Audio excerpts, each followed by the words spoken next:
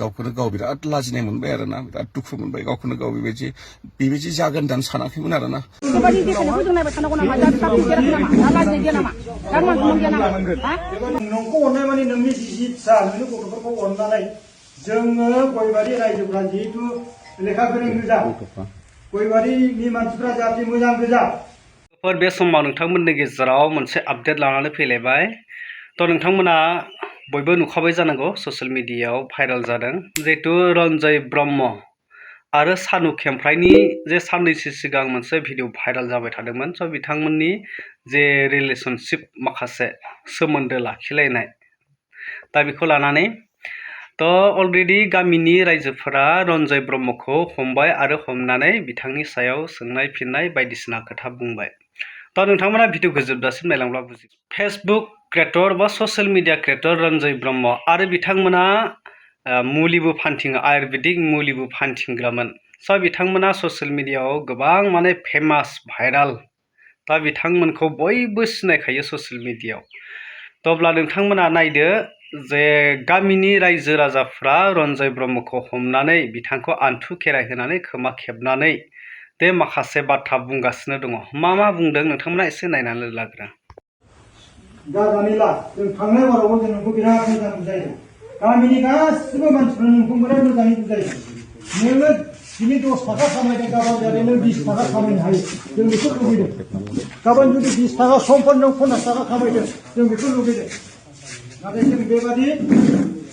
माबाखौ जों लुगैयाखै बेबादि जों मिटिं खालामनाय बेबादि जों नोंखौ बिसार खालामनाय जों बेबादि नोंखौ माबानायखौ जों बारे बारे लुगैयाखै होमब्लाबो जोङो नोंखौ अननानै नोंखौ अननाय माने नोंनि जिजि फिसा नोंनि गथ'फोरखौ अननानै जोङो गयबारि रायजोफ्रा जिहेतु लेखा गोरों गोजा गयबारिनि मानसिफ्रा जाहाथे मोजां गोजा गयबारि मानसिफोरनाव अननाय दं हिसाबै दिनैबो बेबायदि देखायनायखौ जों नायबाय थानांगौ नामा दा फिसा फेराखै नामा दा लाजिनाय गैया नामा दा मान सनमान गैया नामा जोंहा दिनै फिसा गिदिर गिदिर दङ जानो मोनबाय सुबिदा मोनबाय दा लाजिनांगौ दंना न'खराव बेबायदि देखायनायखौ जों नायबाय थानांगौ नामा दा फिसा फेराखै नामा दा लाजिनाय गैया नामा दा मान सनमान गैया नामा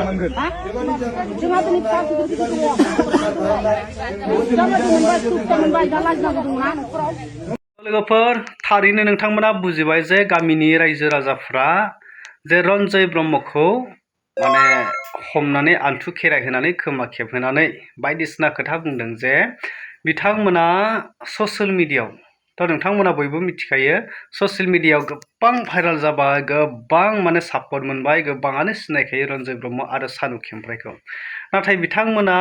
ससियेल मिडियायाव ओरैबायदि माने फेमास जायै थ' देहायारि सोमोन्दोसिम गावसोरनि माने भितोरिया माखासे बाथ्राफोर बा माखासे भितोरिया सोमोन्दो लाखिलायनाय बेबो ससियेल मिडियायाव नुजाबाय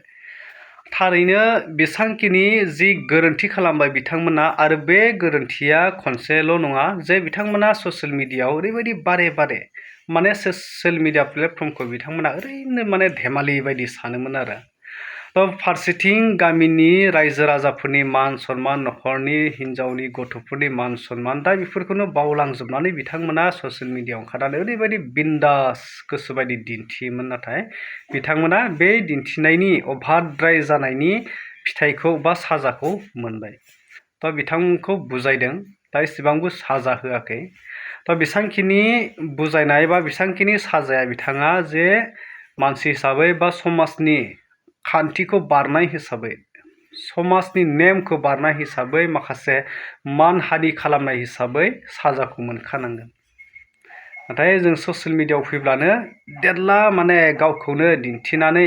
अभारद्राय स्मार्ट खालामनानै जे फारसेथिं गुन सुलांनाय थ' रायजो राजाफोरजोंबा गामियावबा मोजां मोनजायोना मोनजाया गामियावबा मोजां बुंजायोना बुंजाया ससियेल मिडियायावबा बिराद माने गावखौ माने गोरों बायदि दिन्थियो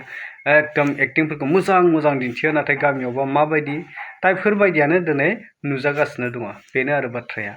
थ' आं बांद्राय गोलाव बाथ्रा बुंनो सानाखै स' जिबायदि रन्जय ब्रह्मखौ रायजोफ्रा हमबाय बे थिगानो जादों आरो बेसांखिनिखौ रायजोफ्रा मावखानांगोन मानोना रायजोनि माने मान सनमानखौ बिथांमोना जादों आरो लोगोसे न'खरनि जे गथ' गथाय हिनजाव थाखानानैबो बिथांमोना सासे आइजोजों बा क्रिएटरजों क्रिएटर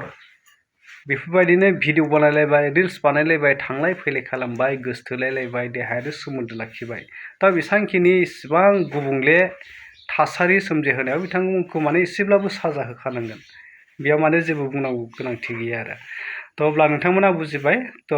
जाय दा नोंथांमोना मिथिदों जे सानुखनिफ्राय बिथाङाथ' दा माने शिलंआवसो दंहैयोसै दा बे आसामखौ गारनानै खारबाय जाहैदों आरो दा शिलंआव दंहैयो टिर बायदिसिना फाननायसो जों नुगासिनो दङ थ' लोगोफोर बिनि सायाव नोंथांमोना मा कमेन्ट खालामनो सानो कमेन्ट खालामना फोरमायदो